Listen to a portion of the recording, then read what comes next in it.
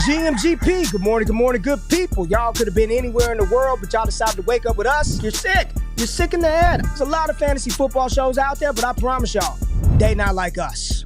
Brock Bowers, you looked a little quicker than fast. What does that even mean? Redraft, Dynasty, best ball, high stakes, we got you covered. And that's MVS and Justin Watson with some of the dopest tools designed to help you cancel out the noise and dominate your leagues. If there's a white wide receiver named Antoine, sign me up. Maybe it's cultural. I don't know. In season or off season, rain, sleet, hail, and snow, comma, semicolon, period, next sentence, to bring you the most actionable and entertaining content on YouTube. You don't go buy the dip on the Titanic. Quarterback that you love, D-Bro. One of the best values in fantasy football. Prop bets with my man JRich. Is that yes! Let's go! So wipe the crust out of your eye, get you a cup of coffee. It's time to wake y'all asses up with Ray and Jay in the morning.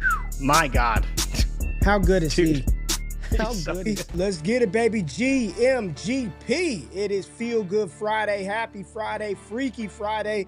And if you want to have something up today, this Friday, you could do that as well. This is Wake Up with Ray and Jay every Monday, every Wednesday, and every single Friday. We weren't here last Wednesday. We had some stuff come up, but we're back in the building today, and we got a big show. A lot to talk about. Week 12 NFL action, a Thursday night football beatdown that we saw led by Davis Mills and the Houston Texans. Some rumors out of Tampa Bay about a star running back potentially being back, or maybe not so much. JRich, and then we got to talk through some of the big games. We got Daniel Jones versus Patrick Mahomes. We got the Dallas Cowboys about to beat down the Philadelphia Eagles this weekend, and we got a lot more ball talk. Tampa Bay, LA, we got the Chargers on bye. We could talk about them a little bit. There's a lot going on in the NFL world today, but I see the people are already active in the chat. That's one of the things that we do. We have a good time every single time we're on the show, and it's all because we've got the chat, the Wake Up fam in the building. They wake up bright and early. Some people on the East Coast, West Coast, the South, overseas, Korea, Amsterdam, Germany. I don't know where you live, but I appreciate y'all pulling up. Hit the thumbs up button, like the stream, subscribe to the channel, and let's go, baby. Who we got in the building? I saw Adam a little while ago. Adam is he said Cowboys week, belt to ass. There will be belt to ass, but it will be Dallas putting the belt on Philadelphia and all the drama y'all got going on in Philadelphia. Ain't no way. Ain't no way y'all going 2-0 against Dallas this season. With all the drama y'all got, Adam, wrap it up. Get ready for that ass whooping because it's going down this Sunday. All right, baby? Who else we got in the chat this morning? Who else we got in the chat? Come on now. Patrick, we ain't talking about no Saints. We ain't talking about the Saints, Patrick. It is too early. We could get about belt to ass, but you know what? I did pick New Orleans to beat Atlanta on Bleacher Report. I did pick New Orleans to beat the Atlanta Falcons. Who else we got in here? Toronto, GMGP from Toronto. You out there in JRich's neck of the woods. Part-time owner Aaron Rodgers. Allen took a beating. Yeah, wager? What you want to put up? Oh, Adam wants to put the money up. Adam, what you want to put up, baby? You talk wager. I'm with it. What you want to put up, Adam? What do you want to put up? Let's do it. We can make a bet right now, but you got to come through. You got to come. JRich comes through and pays off his bet. You got to come through. Jay, how you doing this morning? I'm talking trash to all the people in the chat. How you doing this morning? I'm good, man. I'm good. You know, we had an interesting football game last night. You know, you and I obviously talked about it on Bleacher Report. I said I think it could be closer than people kind of think it could be. It's just the fact that Davis Mills was starting. And it turned out not necessarily how I would have predicted, but definitely how it turned out the year prior. But I'm good, man. I'm good. We got a great weekend of football. I'm a little bit nervous because we will get to Joe Burrow in a minute. But it is funny, though. The people are coming for you right now. It's funny that now you're feeling good about your Cowboys. You got Quentin Williams. George Pickens looking great. C-Leb looking great. You hope that this offense once again firing all cylinders. What do you mean? And you got Philly coming to town. I felt good about this team all season. I don't know. Would you have made this same wager week one? I don't think so. I have felt good about my boys all year. I don't know what y'all are talking about. I don't know about all year, but I felt good about my boys all season long. I don't know what y'all are talking about. Check the tape. I've been here since day one, rocking with the boys. Come on now. Don't do me dirty, JRich. Do not do me dirty like that. But check it out. If you guys missed the content, DDFFB Trinity show was up. Is it up? Is it posted? Is it posted? Yeah, Trinity's up. Trinity's up. If you watch the show, JRich, if they pulled up and they tracked out the Trinity, they would have known Jaden Higgins was very much in play. I was like, hey, this is in the show. I said Jaden Higgins is the guy, the young receiver I want to buy more than any other young receiver going into like this stretch of the fantasy playoffs as we inch towards the offseason. I talked about it. I said I wasn't in that. I wasn't buying that Tyrell Shavers, JRich. I was not buying. Me and Scott said we are not quite buying that Shavers breakout. And it did not come to fruition last night as well. But Jaden Higgins did get in the end zone. Just go watch the video. It's free to the public now. You got to watch the ads in the video because you're not a member. But I talked about this with Scott 3 days ago. Jaden Higgins is the guy that you want. And we saw on Thursday Night Football, Jaden Higgins continues to get peppered with targets. I'm loving what's going on right there with that Houston Texans offense. We will talk about it, but you got to trust the Trinity. Check that out on DDFFB. There is more content coming today with the Dynasty Deal Show. Scott, Shane, Ty, later today, Dynasty Deal Show. And then I dropped some content over here on Wednesday, I think. Wednesday. It was Wednesday. Matt Miller dropped a first-round 2026 mock. So I went to talk about it. Some interesting fits in this mock, some players that were omitted from round one that I didn't agree with, and some players that were taken quite high in round one that I didn't quite agree with. But there was some really good picks in that mock. So check out 2026 NFL mock draft review of Matt Miller's most recent 2026 NFL mock. I don't know if we've got any more 26 content that's dropped over the past couple of days, Jay. I'm thinking about recording something today going into the weekend. Some big time college football matchups going on this Saturday, but we had a Thursday night football. We had a game last night, JRich. We had a game. Buffalo Bills and Josh Allen versus the Davis Mills-led Houston Texans. And I don't know about you, but I like them all red jerseys. Them all red jerseys are clean. JRich, clean. They were nice, yeah. They were nice. Baby. I liked them. But the Bills, they lost this one 19-23. The Houston Texans improved their record to 6-5. It was a rocky start for Houston. Didn't they start off like 0-2, 0-3? Some people were very concerned about this Houston Texans team. Yeah. And here they are, 6-5. They've got a winning record. Buffalo falls to 7-4. It wasn't a divisional game, so it doesn't crush them, but this was a AFC game, though. Doesn't matter. This wasn't Conference a good win. Game matters. This was a bad loss for Buffalo versus Davis Mills, who, I mean, he only completed like 50% of his passes in the game, JRich. But 2 touchdowns, 153 yards, did not turn the ball over. And you know what else didn't happen? He didn't get sacked. No sacks, no interceptions. At 22 QBR is pretty not good from Davis Mills. They tried to establish it with Woody Marks. They continue to run. And I thought Woody ran well for the most part. I thought he ran well last night, wasn't able to get in the end zone. But they have definitely turned this backfield over to Woody Marks. There's no more Nick Chubb. We're not playing around. They released Dameon Pierce the other day. I don't know if you saw that news, but Dameon Pierce is gone. Woody Marks getting it all out of the backfield. Again, he completed 50% of his passes, so you're not going to have a receiver that really went off in the game. Nico, 3 for 55. That was definitely a letdown. Only 3 targets for Nico. That's the more concerning part, right? What we praised Davis Mills for over his first couple of starts was the fact that he understood the assignment. And the assignment is throw the ball to 12. Throw the ball to Nico Collins. And he had, I believe, 10 targets in the first game with Davis Mills, 15 targets in the second game, or it was vice versa. And then 3 in this one was a little concerning. But Jaden Higgins was the leader in opportunities. 9 targets for Jaden Higgins. And again, I talked about it on the Trinity Show. You got to trust it, JRich. You got to watch it. I said, hey, Jaden Higgins, this is the guy that had 7 targets in back-to-back games. Now this game, 9 targets leads the way. The opportunity is really starting to click for him. He scored a touchdown, 4 for 38. So if you had to start him in a pinch, you feel good about that. Christian Kirk got 6 targets, 54, and a touchdown. The best day from the wide receiver group, JRich. But, man, looking at the other side of the ball, Josh Allen, stinky for Josh Allen. 2 interceptions, 8 sacks, a 26.1 QBR. This is coming off of the heels of a 6-touchdown performance. He didn't do much in the running game. He faked an injury early in the game. You just got tackled from behind and you roll around on the ground for 10 minutes and make people think you're hurt. Nothing was wrong with you, but your pride was hurt for getting caught from behind. James Cook, 17 for 116 and a tud.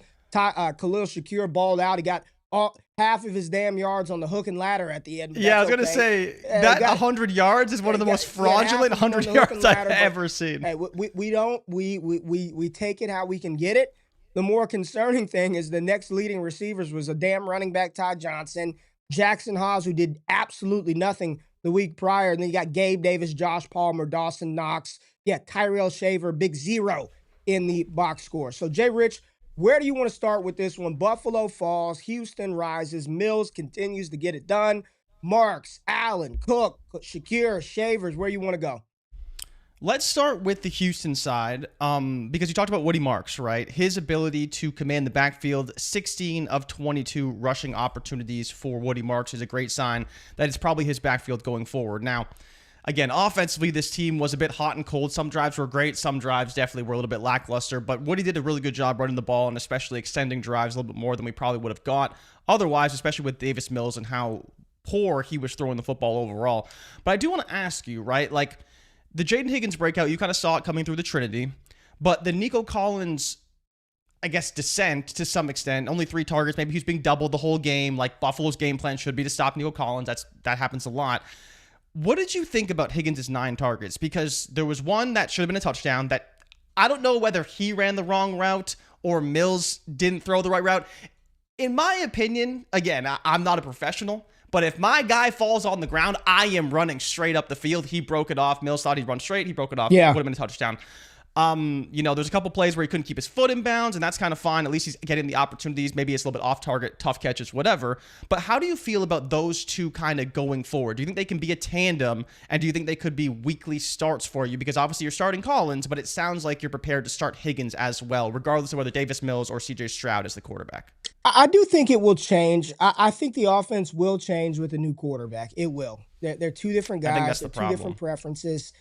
All I'm doing is following the pathway to opportunity. And it's been very evident that Jaden Higgins' uptick in usage, at some point when you continue to get 6, 7, 8 targets every single week, good things should happen. Like it should turn itself around at some point.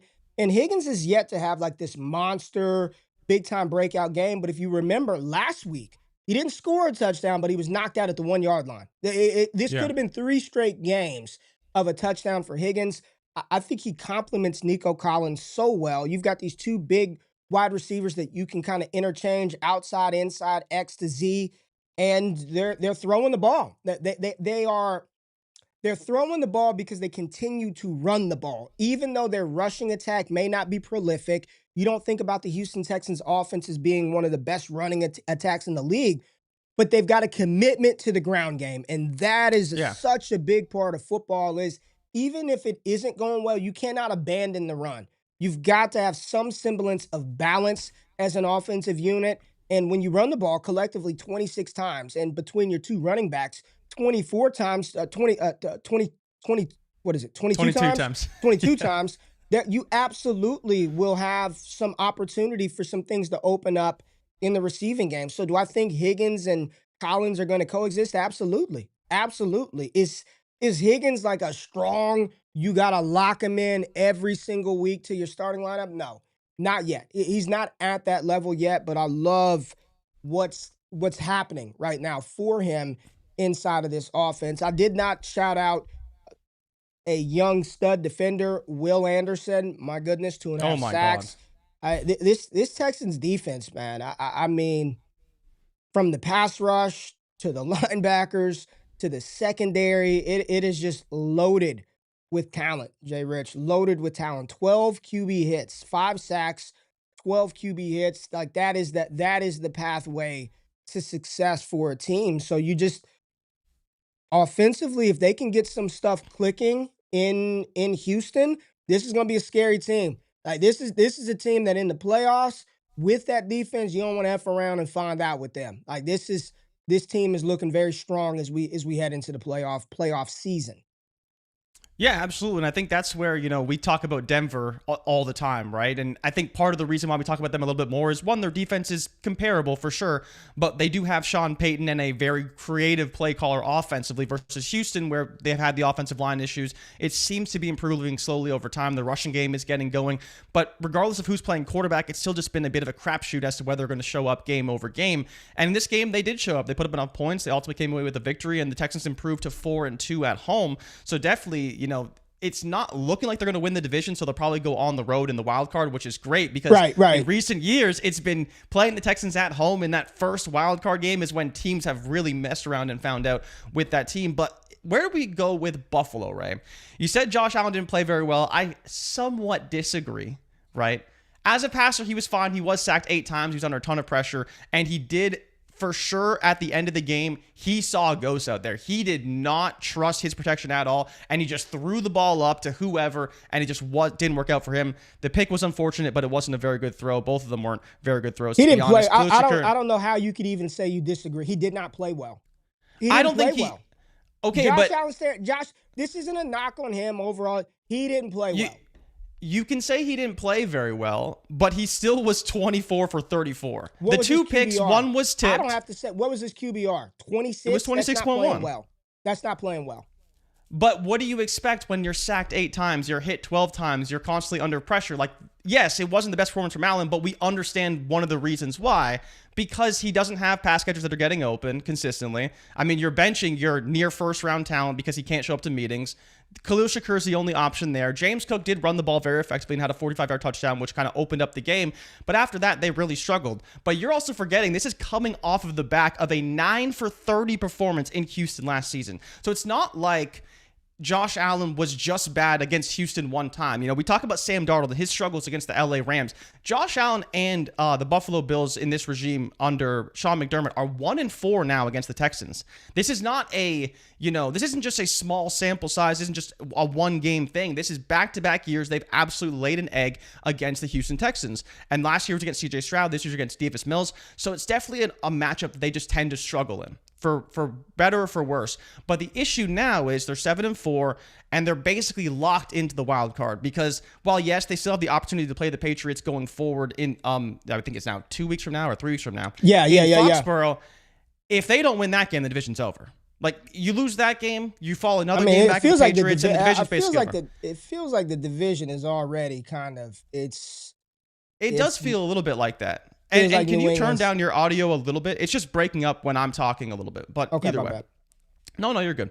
So that's where it's like, if you're Buffalo now, you have to start winning games because if Jacksonville beats Arizona, they're tied, right? The Houston Texans are behind them for a wild card spot, right? The Chiefs are playing for their wild card spot. They're trying to be 6-5. The Ravens are probably going to be 6-5 after this week as well. So, now we could see a real shakeup in the wild card. But I think the interesting part here is that you want that 5th spot because the 5th spot's going to play Pittsburgh or Baltimore. And you're praying it's Pittsburgh, right? If you can play Pittsburgh in that 4th wildcard spot. But it's going to be very interesting to see how it all shakes out because I don't think you want to go to Denver. You don't want to go to New England. And you probably don't want to go to Indy either. Listen, I'm not here. I'm not knocking Josh Allen. This is a great player. He had a bad game. He didn't play well. You take 8 sacks. You're running around. The last interception, he had Dawson Knox wide ass hell open in the flat, and he threw it off his back foot to the Houston Texans defender. He had a bad game, but coming off of a game where he dropped 6 touchdowns, wasn't nobody saying he didn't have weapons then.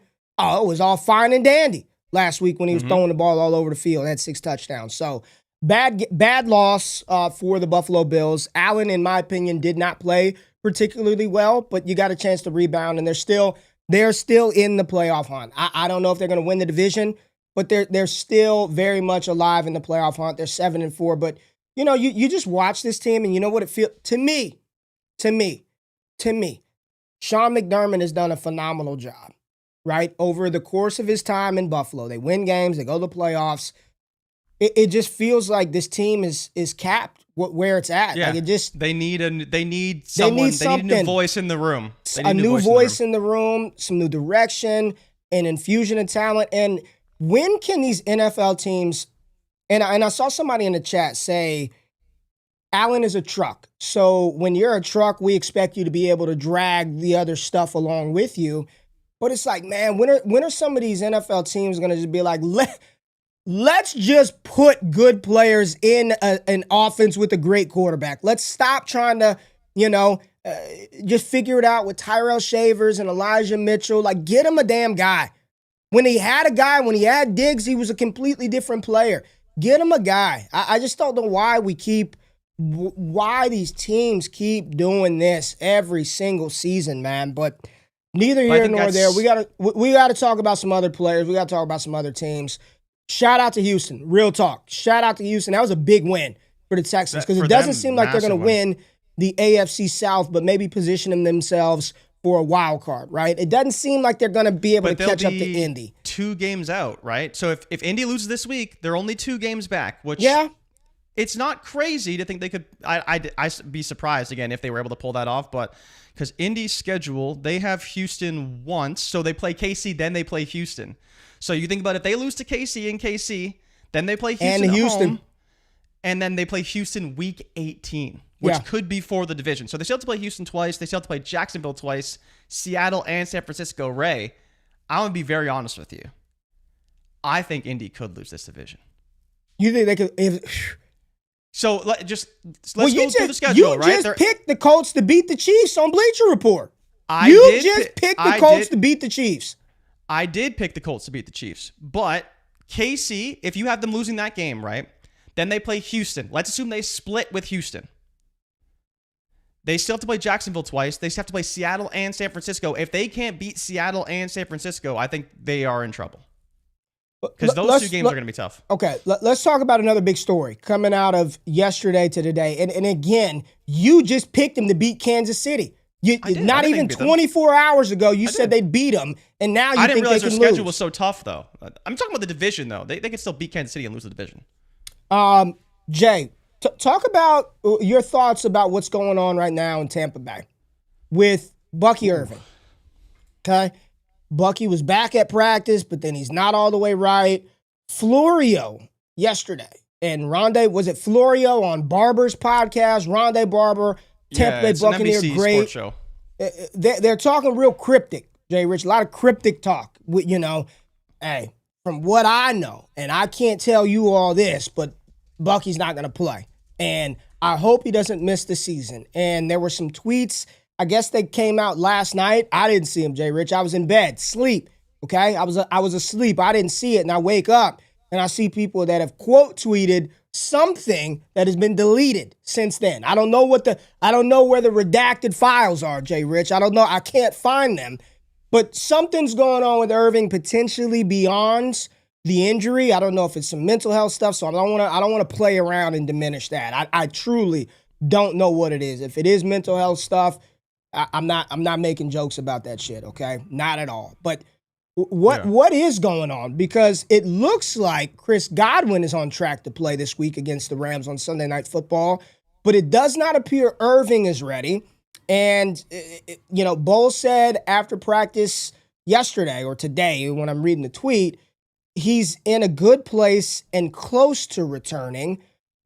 What's going on here with Bucky in Tampa Bay? I don't know what's up because I thought it was just the foot. Then it was the foot and the shoulder, and now they're saying it's other stuff. And I hope he doesn't miss the season. We continue to talk about what this backfield may look like. I said it last week. I know my girl Joe's in the building. It's Sean Tucker season, JRich, even against a difficult Rams opponent. I put it out, bold predictions piece. It's going to be out on Yahoo today. I went right back to the well. Last week I said Bucky's. I went right back to it. 2 touchdowns this week, JRich. I was a little timid last week. I said 1. Back in the end zone twice again. I would be buying high. And I don't even think it's like really a high buying on Sean Tucker. But I would be, if he costs a 2nd-round pick, I want him. And that's all I got to give up to get Tucker for now and for later. I want him. JRich, I think this week, if Tucker delivers this week versus the Rams, if he delivers, there is a real conversation because here's the thing. As good as Bucky's been, as good as he's been in his career, to start the season, he was not running the ball well. 4 games on the ground, he didn't do shit, okay? He didn't do anything. Yeah. Week 4, when he got hurt, he balled out, but he did that through the air, okay? Yep. And at the end of the day, you know what Bucky Irving is, JRich? You know what he is, even though we love him. You know what he is? A 4th-round undersized running back. It's true. This ain't no first rounder. There's no you have to. He's a 4th-round undersized running back who's dope. He's awesome, right? But if he can't be on the field and he can't play and they found something else there, I don't think this Tucker thing goes away, JRich. They got him under contract for another season. You know who's a free agent after this season? Rashad White. Unrestricted. He's gone. Rashad White is gone. He'll be a Dallas is going to give him a 1-year deal. I'm already preparing myself for Rashad White. I'm prepared. He's going to be a Cowboy next year. Rashad White, 1-year deal in Dallas. This very well may be the Bucky Irving, Sean Tucker backfield 2026 and beyond. Yeah, I mean, the Bucky Irving story is definitely an interesting one, right? Because you talked about the potential mental health stuff, and there's apparently deleted tweets and a lot of various things about Bucky. And I think it's more puzzling because we haven't just had lack of communication and transparency with the Bucs about just Bucky Irving. There's also been a lot of lack of transparency about Chris Godwin. You know, Mike Evans, we'll see if he comes back this season or not with his collarbone injury, but the Bucs, for whatever reason, have definitely struggled to maintain some level of communication towards the media about things like this. Like, if he's dealing with stuff beyond football, put him on the NFI list, right? Or you know, he's injured, sure, and you maybe want to protect him a little bit, just keep him on IR, but he's practicing, so we're like, oh, Bucky's going to play, and now it's like, well, you know, let's hold our horses. It's like, well, why is he practicing if he's not going to play? Because he's dealing with other things. Like, let him just handle his business. Right. When he's ready to play, come back and play. On the Sean Tucker front, though, you know, Jonathan Grizzard already said his workload's only going to expand as he continues to play well. But I think for a lot of people, it's like, well, now what do you do with Bucky? Because we don't know when he's coming back. The same way we don't know when Chris Godwin's coming back. But these guys are practicing, so we expect them to return at some point. But it seems like we may get an extended absence from Bucky beyond what we were even expecting. But maybe in the next couple of weeks he will be back. The only thing is that, as you mentioned, once he comes back, he's probably in a split backfield with Tucker, because I think Grizzard also said that these guys have been out so long, you can't just give them a full complement of snaps when they come back. They have to be working to the offense. They have to get their conditioning back up to where it was. That way they're ready to play, because ultimately this team is playing for the playoffs. So what is your concern level for Bucky, knowing that once he comes back, he probably will be in this split backfield? But I will mention, after the Rams game, home against Arizona, home against New Orleans, home against Atlanta, at Carolina, which will be tough come the fantasy playoffs, and then in the actual finals at Miami. So all pretty solid matchups outside of the Carolina one.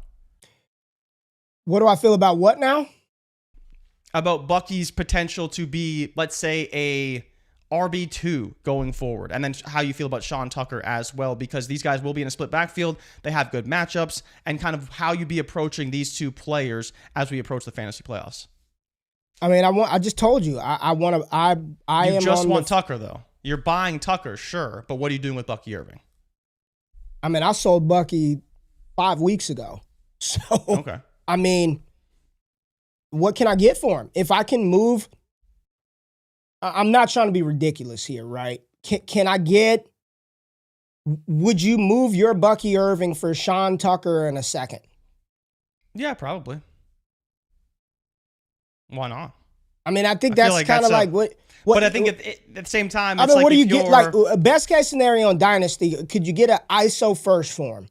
I don't know. I don't think so. I don't think you can. Not right now. Would you? Let me ask you this. Right now, let's play a little game. We have not done this in a while. We haven't done this in a while. Right now, let me pull up some names for you. Because sure. I do think people are curious. Like, what do you do? Okay, he's going to be out. What do we do with these Bucky Irvings? I don't want to. And I think he's going to play. Like, honestly, I think he will be back. I don't think this guy's going to be out for the season, JRich. I don't, unless Florio and Rondé Barber, they probably do know more than we do, but I don't think he's going to be out for the season. So right now, Bucky Irving is still valued as RB10 on Keep Trade Cut. RB10 on Keep Trade Cut. Right now, you're in the hunt of it, JRich. Would you move your Bucky Irving for, I'm going to go low. Let me start low. Would you rather Bucky Irving or Kenneth Walker? I'd probably rather have Bucky Irving. Okay. Would you rather Bucky Irving or Rico Dowdle? I do think Rico Dowdle is extremely interesting. 27-year-old running back, 1-year deal, not a lot of dynasty value. Bucky Irving or Chase Brown?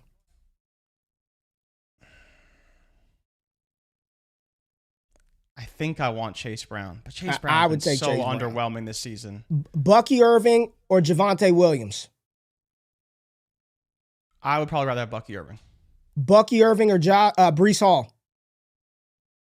Oof, that's gross. I don't know. Would you rather bet on Breece Hall? Because I feel like it's a next year play either way, whether you're taking Breece Hall or Bucky Irving. Who would you rather have? I think I'd probably rather have Bucky Irving. Over Breece Hall? Yeah.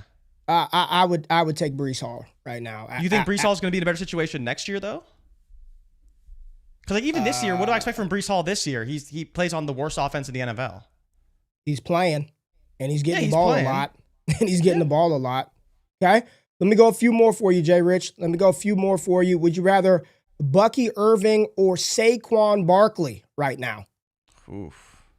Saquon stinks, but I'll take Saquon. All right, Bucky Irving I'm just telling you, he's higher than every single player that I just listed. Yeah. He's above every single guy that I just listed. So if you are going to move him, which, again, if y'all are new to this, if y'all are new to the channel and how I talk about Dynasty Fantasy Football, there ain't no immovable object. Like, let's get the hell out of here with that. Like, this desire or this feeling that this shit is blasphemous to move him, like, you could buy these guys at any point in time. There is no player that I'm just ironclad holding on to, JRich. You know who felt like it was ironclad, untradeable, that you can go buy right now? Willy-nilly, Oronde Gadsden. 3 weeks ago, you couldn't send anything to get Gadsden. Now, if you want him, you go buy him, right? Now you can go buy him. Jamar Chase, allegedly spitting on folks. I don't know if it's true or not. You go buy him.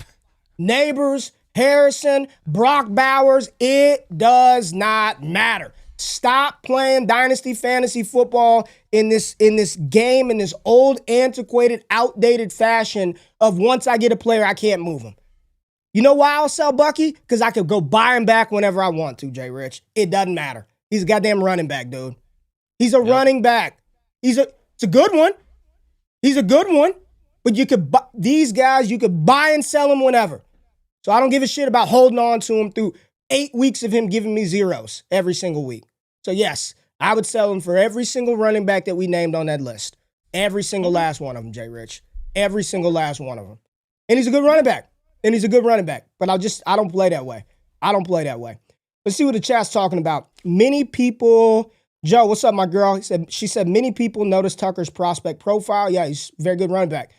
Tucker isn't just coming out of nowhere. He only fell due to health risks. Yep, I agree with that. That was the medical stuff with the heart. I see a lot of Breece, Bucky over all these guys.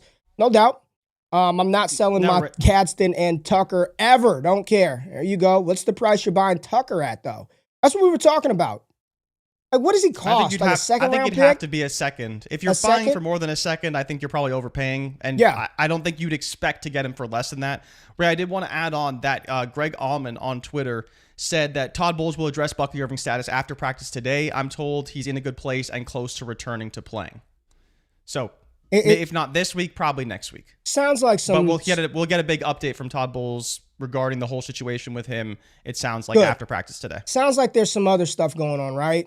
Like, for sure.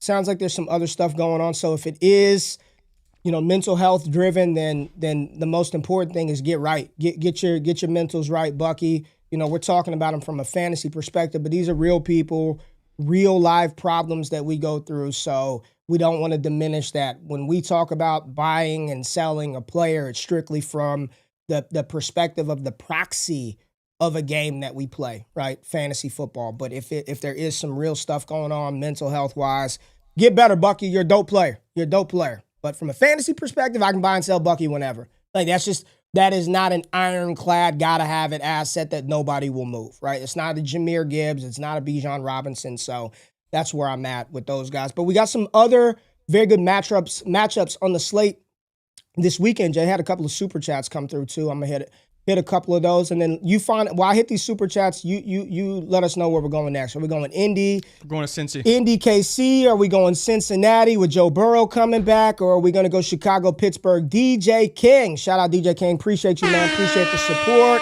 Said love y'all here in Buffalo. First time catching this live, weekly listener. Shout out to you. JRich is the only cool Pats fans that he knows. The only one. Also, Will Anderson is a demon. Yeah, JRich is all right, man. Don't blow him up too much, DJ. Don't blow him up too much. But tough loss for the Bills last night, but we appreciate you catching the show live, and thank you for listening each and every week. Y'all are still good, man. Y'all are still good. 7-4. You got Josh Allen. Shit happens. Bad games happen. It happens to the best of them, JRich. We had another super chat here from Sam. Sam Bar23. I'm third in my league in scoring.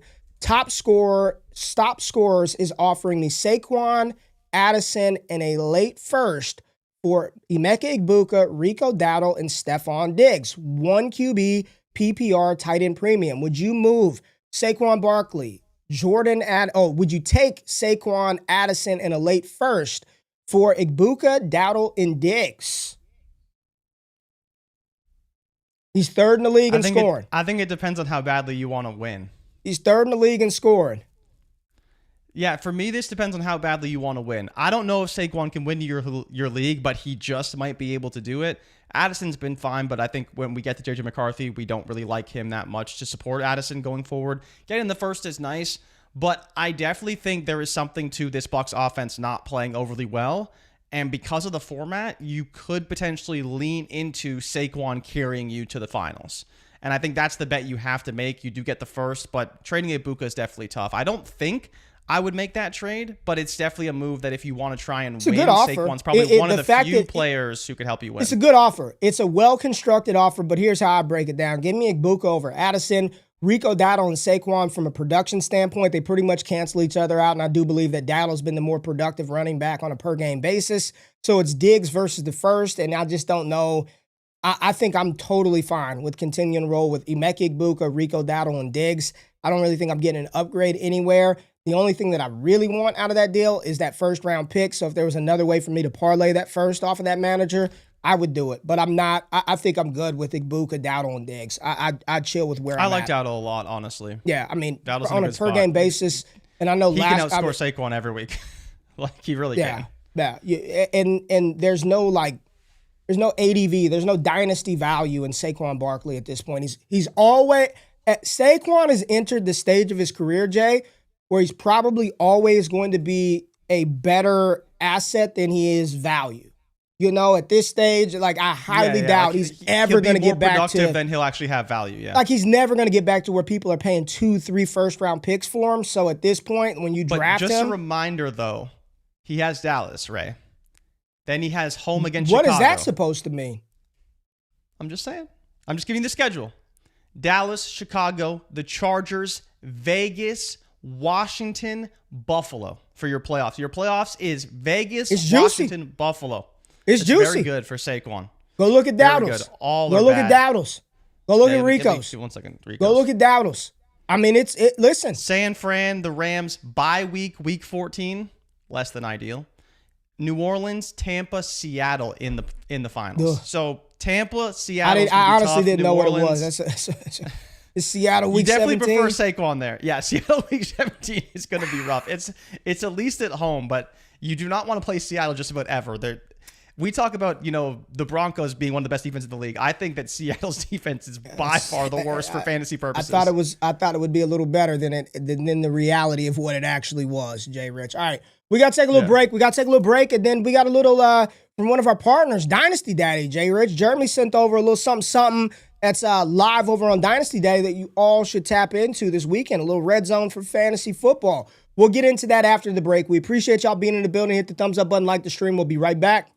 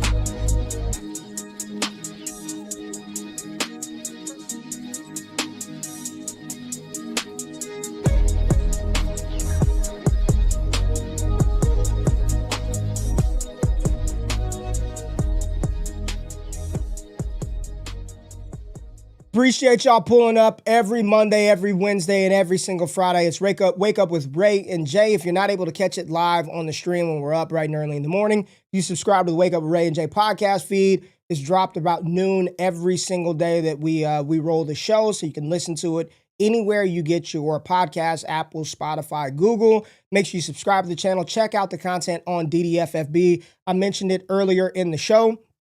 I did drop a 2026 mock draft review from Matt Miller's first round of his mock. It's about that time, man. It's about that damn time. I know it's still it ain't early. It's damn December.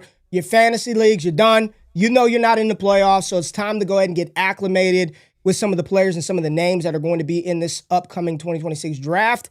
Jay, they got to get ready. That way you can start trading for 26 picks, saying you don't want these, you want to pivot into 27.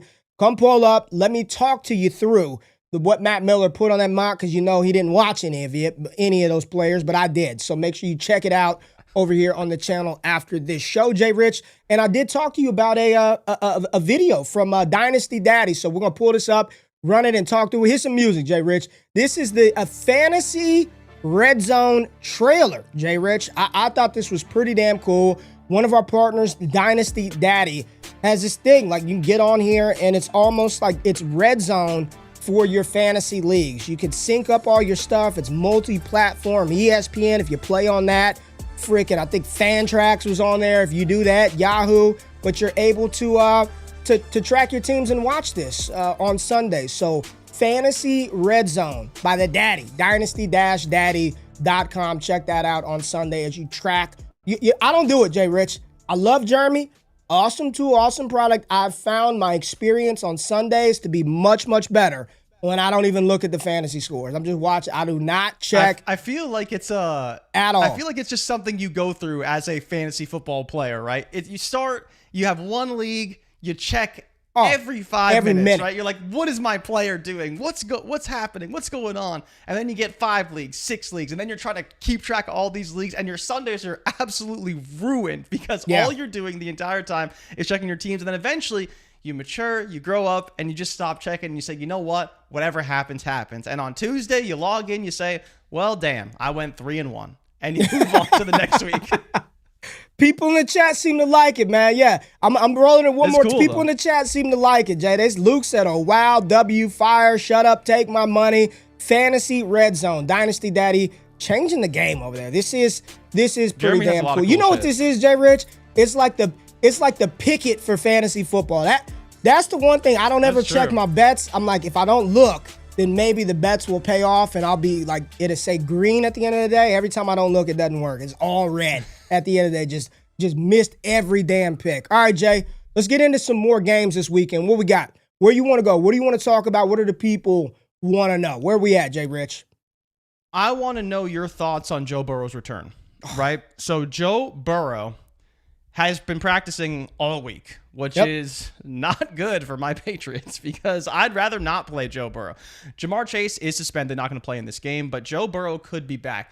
Ray, what are your thoughts on what we could see from Cincinnati Bengals if Joe Burrow does return and does start in this game? It is at home. It is going to be against a tough Patriots defense. We know they are much better against the run than they are against the pass. We fully expect Christian Gonzalez to probably shadow or at least see T. Higgins the majority of the time. But how do you feel about Joe Burrow coming back against this defense? Because it is a defense that can generate pressure. They haven't got a ton of sacks, but they can generate pressure. They do cause havoc in the backfield and definitely will not make things easy for Burrow. It's not a terrible spot to come back and play, but probably a little bit better than the Ravens in a couple days. It's just interesting they're rushing him back for this game. They must feel like they have to win it or their season is basically over, and Joe probably feels the same way.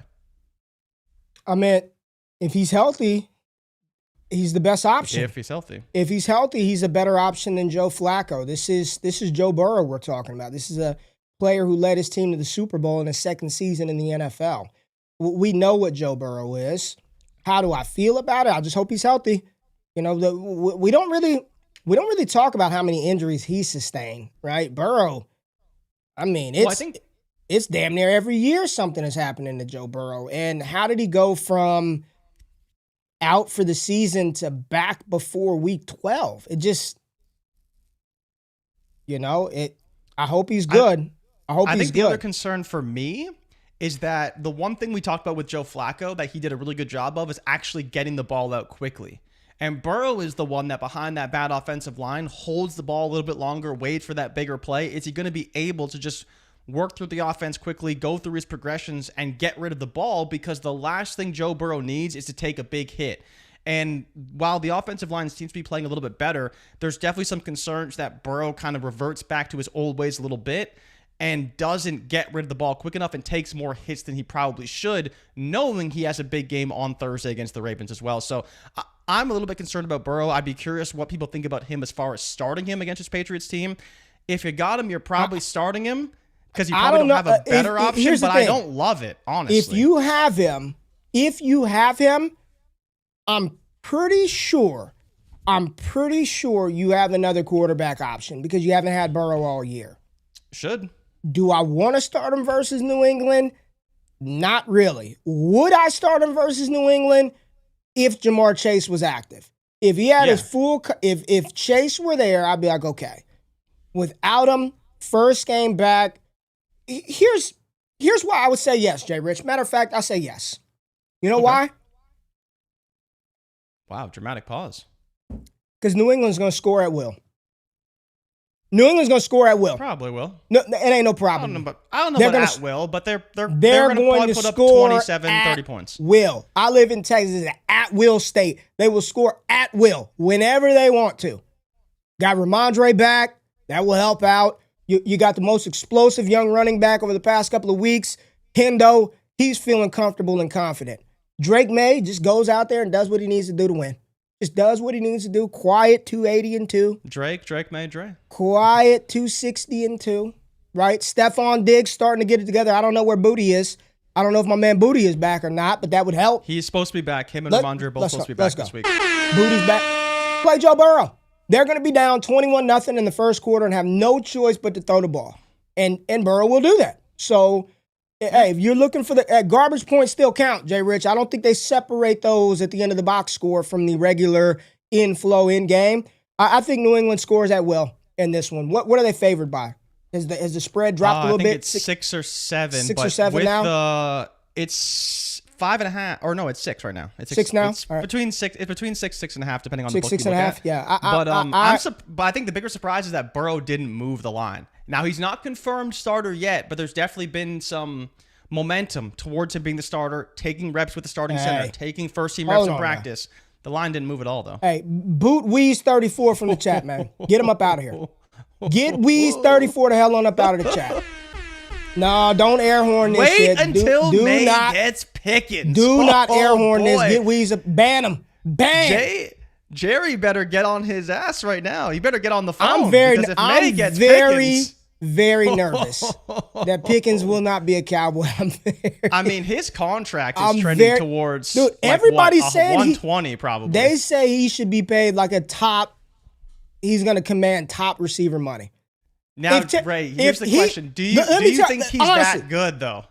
Is he better than DK Metcalf? Yes. Is he better than Terry McLaurin? Yes. Terry's old.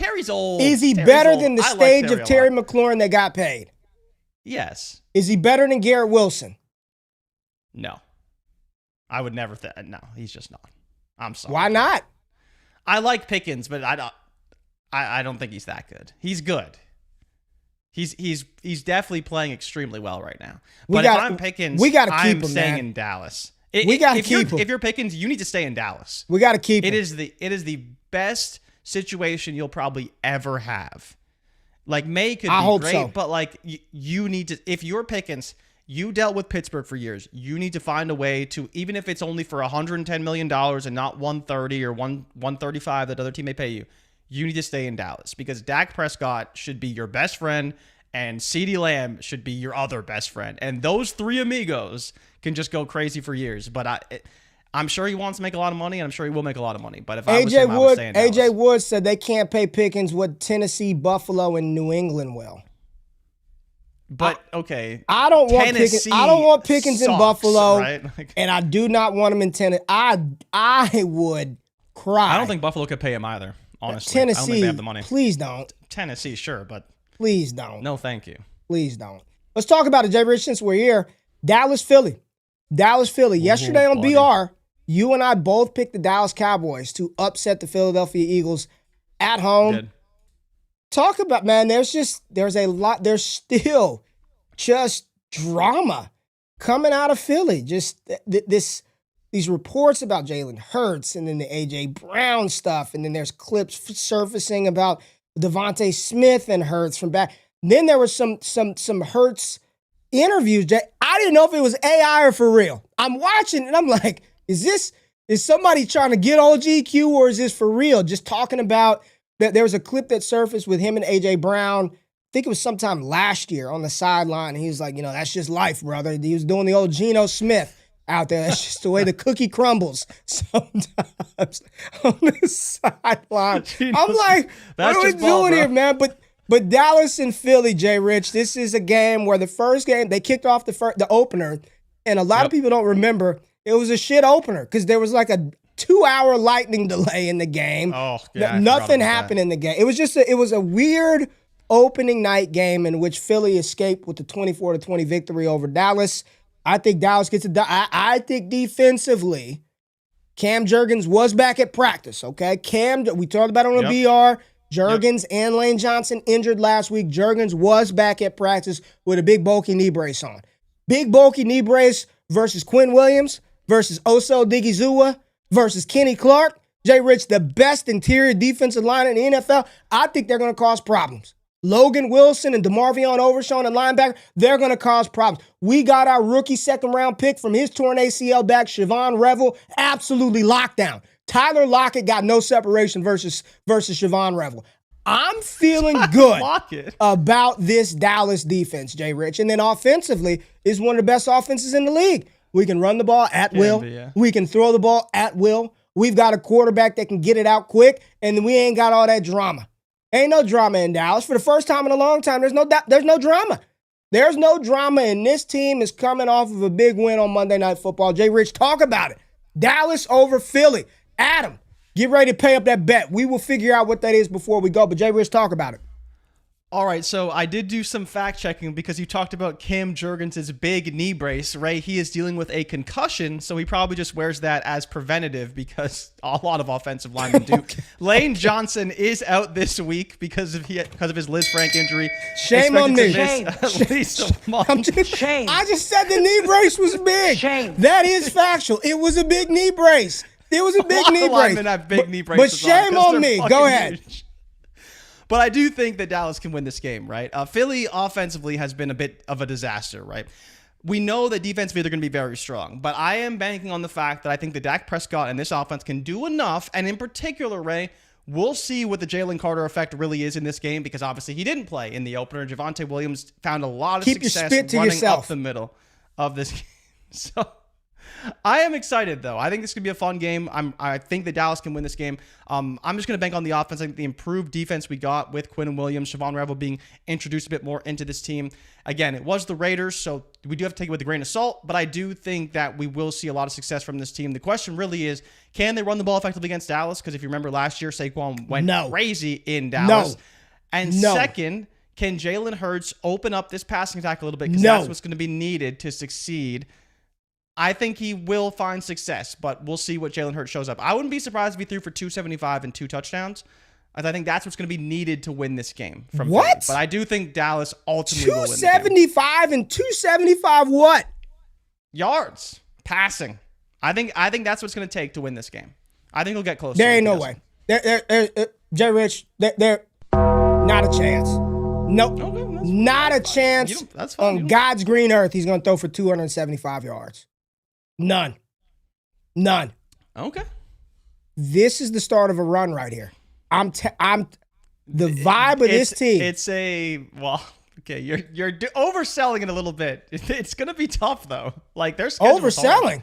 Did we not see how well this defense played on Monday night with these new additions? Did we not see that? What happened the last time they played at home? I don't remember what happened the last time they played at home. Okay. What happened? They lost 27-17 to the Cardinals, and the Cardinals suck. Come on, man. Oh, so now it's come on, man. Come on, man. Now it's come on, man. The defense was in disarray. at that point in time. It was 2 weeks ago, the defense was in disarray, but now we're back, baby. We got Quentin Williams. We got Logan Wilson. We're back. Overshown and Revel. Overshown back. Yeah. And Revel. Well, Revel hopefully can make an impact. I'm telling you, impact will be made, JRich. Impact will be made. There will be impact, JRich. Let's talk about Pittsburgh, Chicago. Let's talk about Pittsburgh, Chicago, JRich. Aaron Rodgers, is he in? It says he's going to play with his broken wrist. He's going to play. Practicing. It's a fracture in his wrist. But yes, he's probably going to play. He practiced Thursday. He's trending towards playing. So we'll see. I like the Bears in this game. I believe you picked the Bears as well. I did pick Chicago. I just hate Pittsburgh. Every time I bank on Pittsburgh winning a game, they shit the bed. They suck on the road. They're 1-12 in Chicago. But Rodgers does own Chicago. So we're going to find out real quick whether or not they're good or bad. I just don't believe in Pittsburgh defense on the road. I like Chicago in this matchup. I think Caleb can have a decent game. But I fully expect the rushing attack to get going once again for Chicago. It's not going to be pretty, not going to be sexy. But I wouldn't be surprised if they come away with a 20-17 victory over the Steelers. Yeah, I think the Steelers defense, Jay, if they play to the level that they played over the past couple of weeks, I do think they will cause some issues for Chicago because Chicago's offensive front is still struggles at times. The real Jaylen Warren, I believe he was at practice, JRich. I know he got hurt in the game, came back. The ankle was a little tweaked for Warren. I think that's a big loss. Yeah.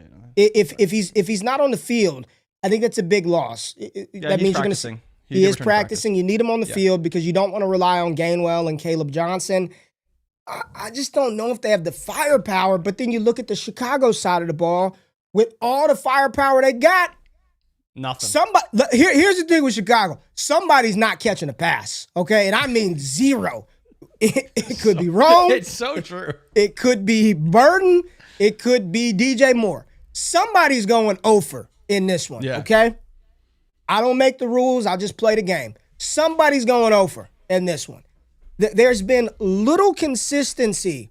When we look at Williams, man, 13 touchdowns on the season, JRich. And while I don't think he's played awful this year, I think the expectations were still much, much higher for Caleb Williams. 13th in passing yards, 19th in touchdowns, 18th in QBR for the season. Like, it just...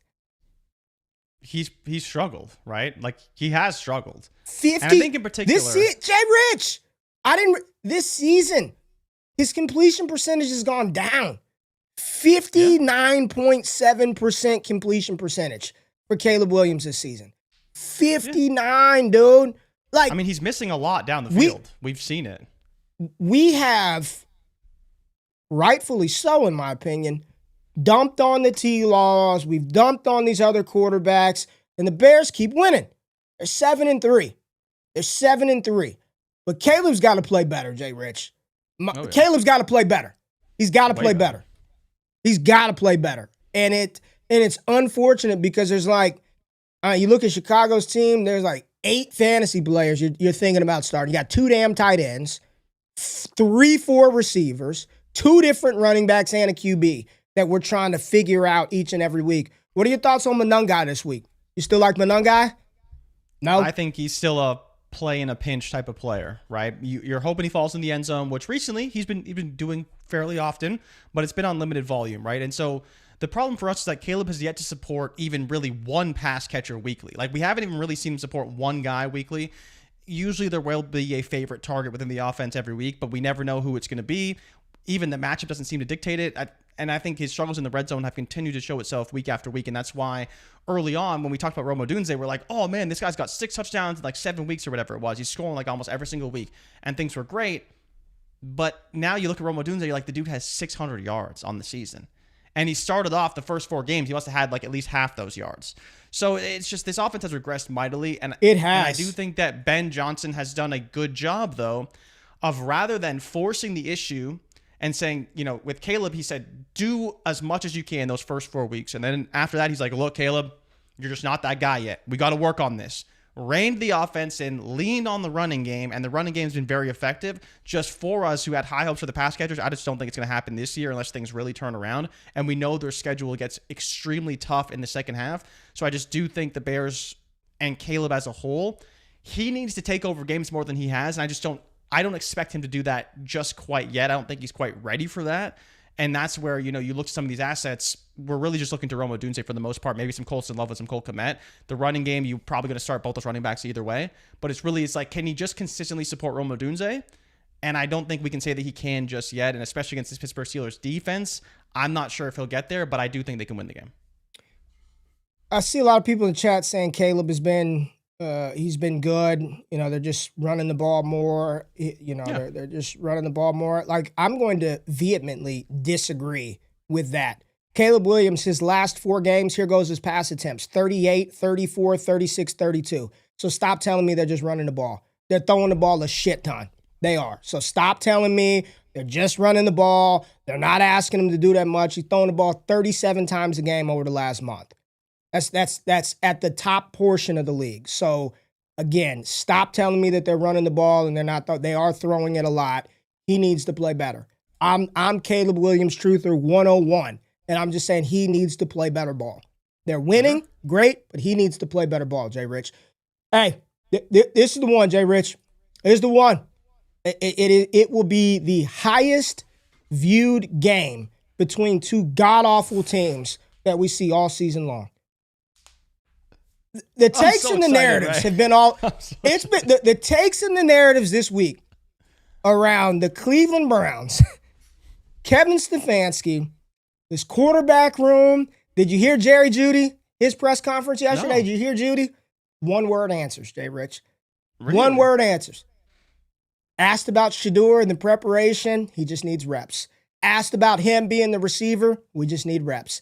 Asked about the team and the inconsistencies at quarterback, we just need reps. That was his answer to every damn interview question, pretty much, JRich. We just need reps. Yep. Sure. Okay. The vibes aren't good, okay? The vibes that I'm feeling right now for what this game is going to be, they don't feel good. Shedeur's getting the start. This is a very winnable. What are the chances that Geno even finishes the game? Raiders, I'm going to tell you right now, I thought Dallas Cowboys Twitter, social media was a toxic place. My God, go venture down that Raiders path. Go look at the takes from Las Vegas right now. I'm seeing mocks with Fernando Mendoza falling to 11 and the Raiders just getting Mendoza at 11. I'm like, what are y'all doing, right? Please put Aiden O'Connell in. People are calling for Aiden O'Connell to come back. Get Geno the hell on up out of here. Send his ass back to the Pacific Northwest. Get him out of here. Get Pete Carroll out of here as well. Chip Kelly needs to go. The owner, everybody needs to go, but yet they are favored by 4 points in this matchup. Jay, who wins this game? Who wins the game? And here's what everybody's saying. Here's the narrative. This is Shedeur's shot. This is it. He wins the game. He starts next week. What is he? He loses the game. We never hear from him again. Is it fair? Is it right? We're not here to debate that, right? We'll save that for the offseason. Looking at this matchup, I do think Cleveland wins this game.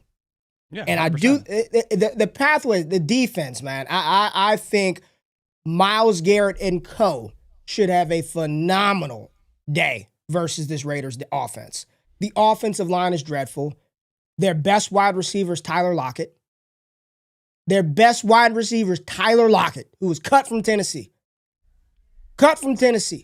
Ashton Genty, JRich, listen, man. You know what I'm saying? You've said some things on this show. You know what I'm saying? You've said some things on this show, JRich. But my God, the Mountain West version of Brian Robinson is in full effect. My friend, you're looking golden today, okay? There's still a lot of season left to be played. But I don't give a damn. To have 554 rushing yards going into week 12, this ain't what we signed up for. This is not. You can't tell me you are pleased with 500 rushing yards right now, JRich. You can't tell me that. You can't. Monungai's damn near got that. You know what I'm saying? Jay? It's rough, man. 3.7 a carry for Genti. We know the struggles. We know the offensive line's bad, right? You know, you talk about this game as a whole. The Browns matchup is, once again, not a good one against this defensive line. The defensive line is great. Myles Garrett on track to absolutely smash the all-time sacks record for a season. I believe he's on pace for like 25 and a half sacks, and the record is 21 and a half. And he's playing against a god-awful Raiders offensive line. He probably is going to sack Geno Smith 3 or 4 times in this game. The reason why we're picking Cleveland is for the same reason everyone else is going to watch this game. Because we don't know what Shedeur Sanders can do. We know what Dylan Gabriel can do. We know what Joe Flacco would do in this offense if he was starting. But we don't know what Shedeur Sanders can do. And maybe, just maybe, he can do enough to beat a god-awful Raiders team that we know is awful offensively and is terrible on defense. Will Max Crosby get the best of him on a couple plays? I'm sure he will. He's one of the best edge rushers in the league. But can Shedeur Sanders do enough to ultimately win the game? I think so. And I think, much like we talk about Quinshon Judkins, he can be a massive factor because this Raiders defensive line and the linebacking core is not very good either.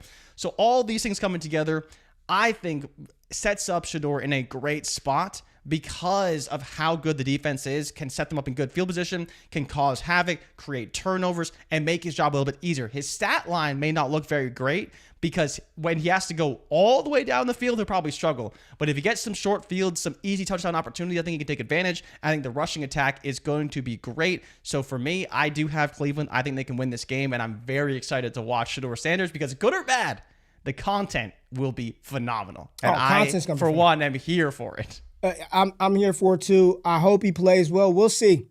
We'll see. There were reports, and I do believe it, that Stefanski said that Shedeur was supposed to have a redshirt season this year. Those are the reports, that Shedeur was supposed to have a redshirt season this year. Sure. Yeah. Fine. Whatever. Right. Let's see how he calls this game. But I will say this, and I said it the moment it happened, JRich, in our group chat. Is me, you, a couple other people. The moment he got put in, I texted to us. The Ravens threw some of the most complex blitz packages at every player everybody in the NFL that watched us say, oh yeah, they threw the kitchen sink at him immediately. There was dude, they're walking up 8 to the line, dude. They're bringing safeties, corners right away. They weren't blitzing Dylan Gabriel like that.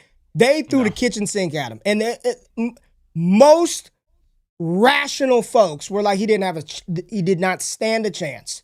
And I saw some awful takes from people who, for whatever reason, they just dislike him. They don't like him, so we got to say whatever. But the expectation that he was going to come in and do anything at that spot versus the Ravens, like, come on, man. Like, now this week, with a week of preparation, expectations should be appropriately set, right? Is the expectation he goes out there and throws for 350 and 3? Should not be. I think they can get a dub. This is the winnable game for the Browns. I will be locked in. Is this an afternoon game? Morning game, afternoon? When is this? Wait, what time is this game? 1 second. I was looking up Shedeur's passing line. It looks like it's about 150, 160 yards. Higher than Justin Fields. Sanders. Higher than that Fields passing yard line. Jay, Travion Henderson versus Ashton Jeanty. So it's right after. It's right in line with the Dallas game and the Arizona-Jacksonville game. So not too bad, actually. People are saying buy low on Jeanty. Would you? Are you buying low on Jeanty? Not really. The question, Ray, is do you think they can fix this offensive line in one offseason? No, absolutely not. I think the answer is maybe.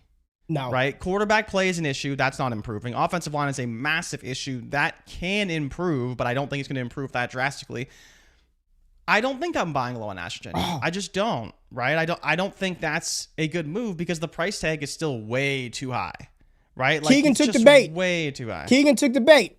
Don't get me started. So this is where we want to go again.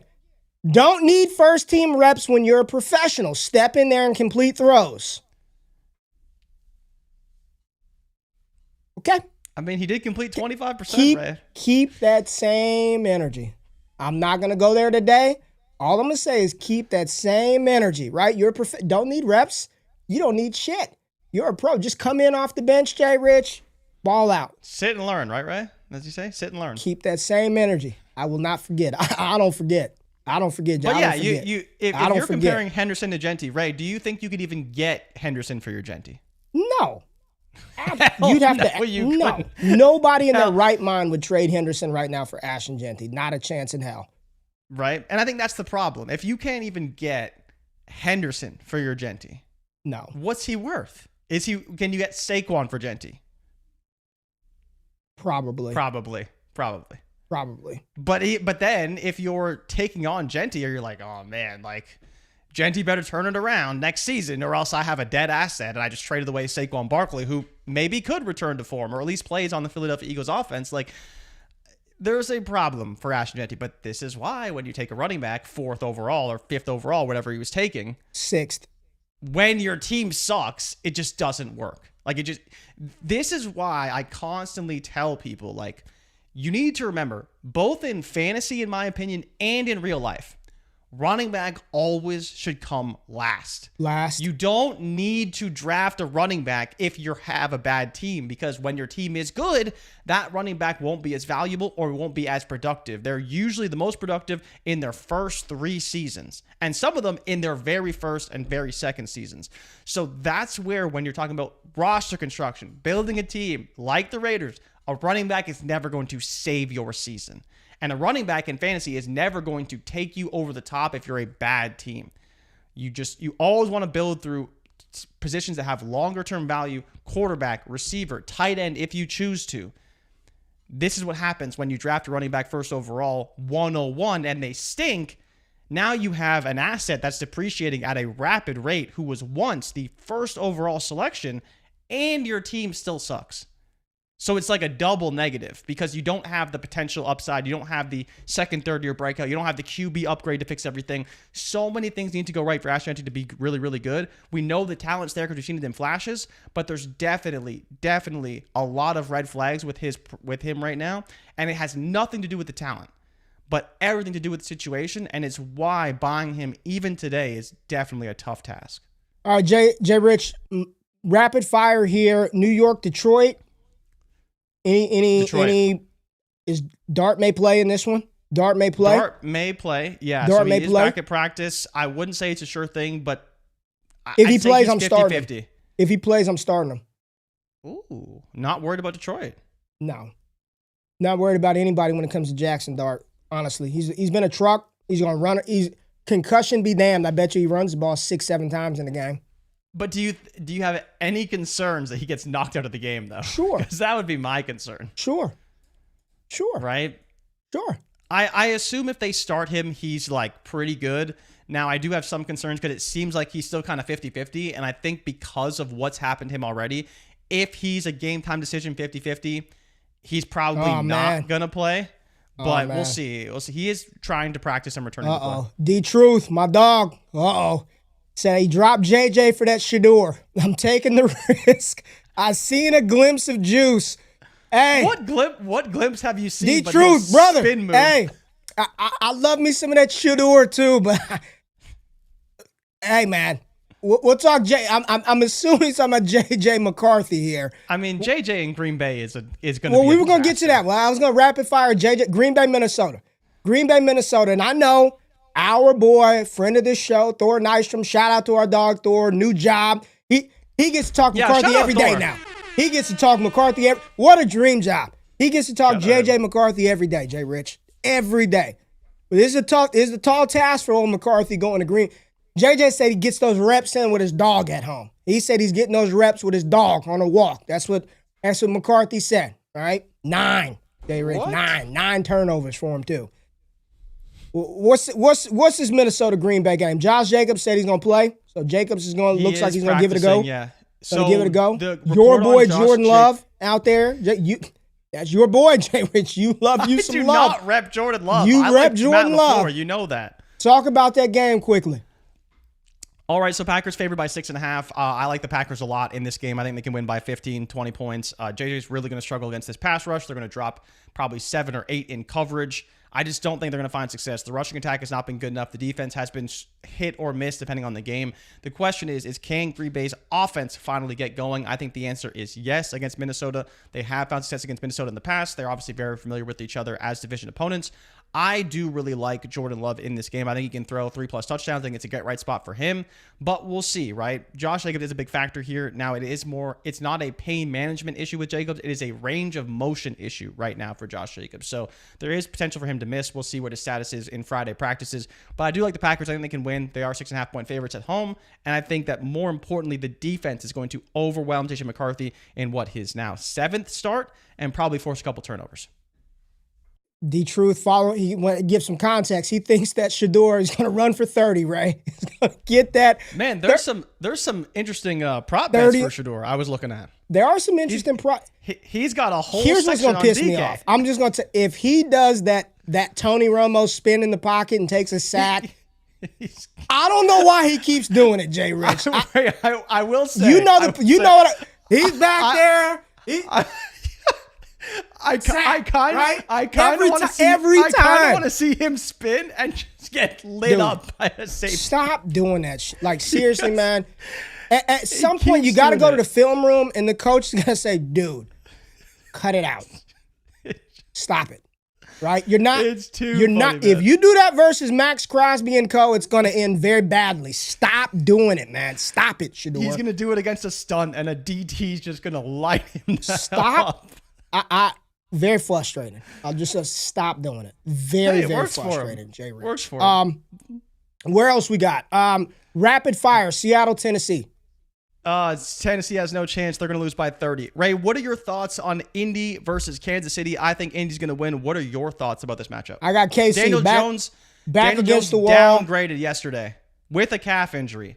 Watch the press reports today for Daniel Jones. Ray, I know you're not going to tell me that he's going to play and be just fine because you learned your lesson last time. Learned. We'll have to watch the reports on Daniel Jones, but if he plays, Ray, how do you feel about this Colts I got team KC going winning. into Kansas City? Back against the wall, they got to have it.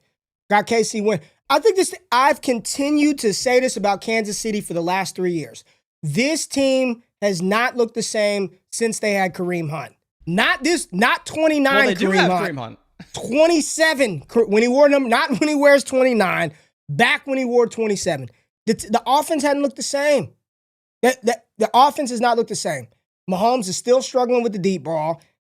They need another X-worthy. What a bad season. I mean, it started off awful and it never got on track. It was derailed from the very beginning. Backs against the wall. If they lose this game, JRich, it looks like it is a potential playoff without Kansas City. Especially with Houston winning. Winning.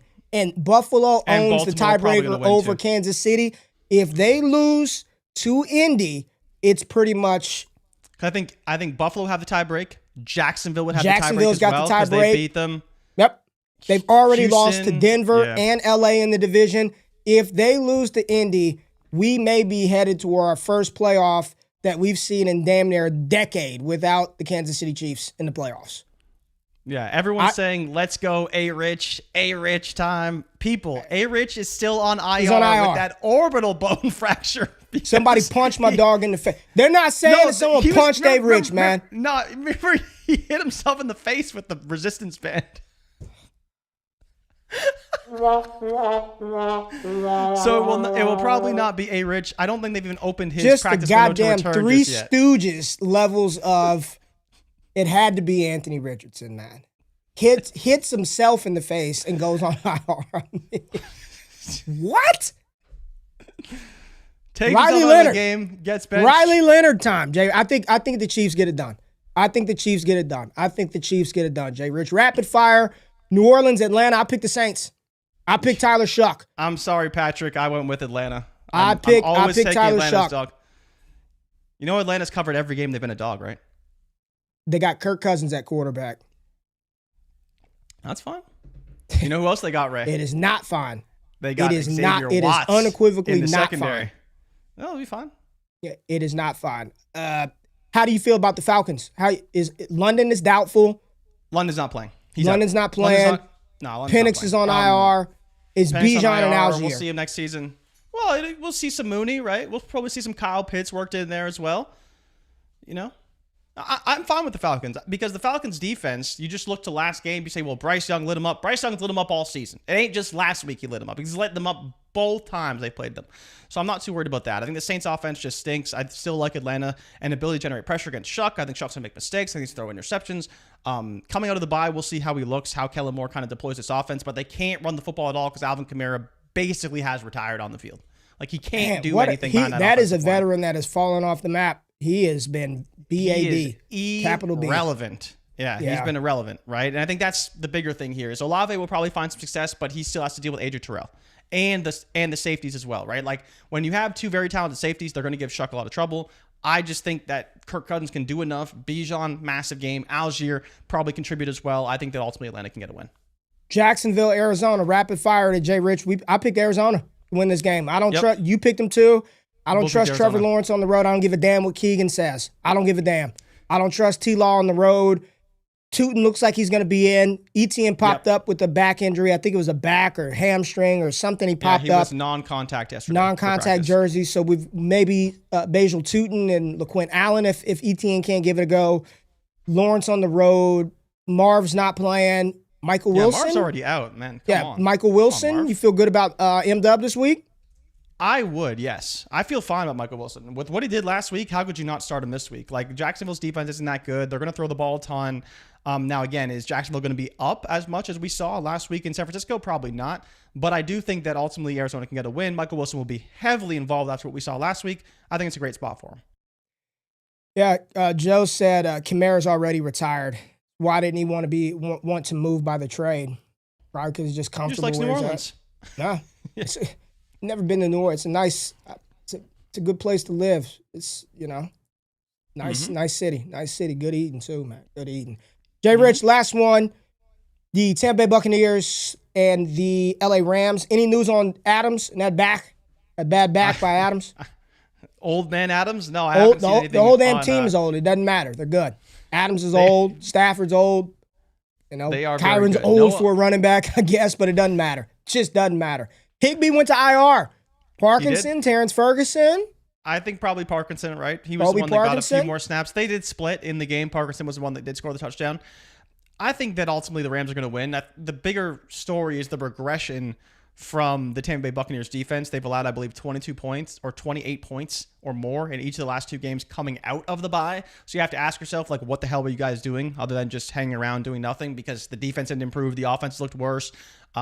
We thought Ibuka could be this league-winning type of player, but definitely in the past few weeks, he's been good, but we hoped for a lot more, especially with all the players that have missed time on this team. Baker's kind of regressed a little bit. The offensive line hasn't been playing overly well. The bright spot is Sean Tucker, and we'll see what he can do against this Rams team, but ultimately I think the Rams will win this game fairly handily, and I think more importantly, we'll see how this defense plays because that is the big X factor here is can that pass rush get home on Baker, and I think they probably will. All right, and then there is a Monday Night Football game. We will talk about that on Monday. I don't know who Carolina paid to get on Monday Night Football. I don't know who they paid, but it's cool to see them on Monday Night Football. I think they're going to get their asses beat. Cool? I think it is kind of cool. They and their jerseys, not a good team. They're wearing the black. The uniforms are nasty. I think they're wearing all black. Well, do you see that Philly's wearing the Kelly Greens in Dallas? That is crazy. It's all right. We're gonna send them home. 5-0 in those Kelly Greens. We're gonna send them home. Send them packing in them Kelly Greens too. Hit the music, Jay. We have one more super chat from our dog Kev. Kev said, need some advice on Ferg. Are you buying him for Laporta in Dynasty, or is it the lack of production with CD and Pickens playing together the new reality for Ferg? Yeah, I think that's the new reality. Ferg is always going to be an outlet option there. Would I buy him for Laporta? Probably not, but I still like Ferg. I don't think so. Yeah, I don't think I would do that. I think Laporta is a bit of a touchdown-dependent guy, but that's just tight end position.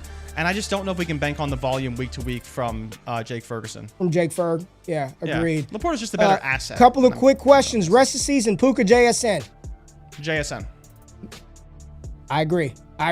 Bucky, we talked about Bucky earlier. CMC revenge narrative. We will touch on that come Monday. All right, looks like Weeze is still in the chat, man. He's still in the chat. I thought we got him up out of here, but we appreciate each and every eye, each and every ear in the building. Check out the content on the channel. Check out the content on DDFFB. Subscribe to the podcast feed. Hit the thumbs up button, like the stream, subscribe to the channel. JRich, anything you want to say to people before we get out of here for the weekend? Nah, thank you everybody for tapping in for the whole week. We will be back, of course, on Monday. Enjoy all the new content. Enjoy the great stuff over at DDFFB over the weekend. And we will see you guys on Monday. We're out. Peace. Peace.